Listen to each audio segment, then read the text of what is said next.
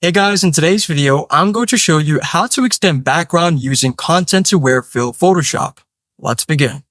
So once you've dragged in your image into Photoshop, you are going to go to the left side here, and then you're going to select the magic wand tool, and then you're going to select the white spaces here at the top and at the bottom. Now what you need to do is you need to go to the top, then select, then go to modify, then go to expand. Then you go to select expand by 20 pixels or so. Then you're going to go to this option where it says edit. Then look for something which says content aware fill. Then it tells you to use the sampling brush tool to add to the sampling area in order to fill the selected region. Then once you're done, you are going to select apply, then OK.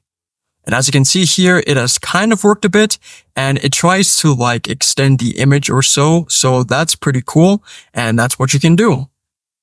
If this video helped you out, then please leave a like and consider subscribing.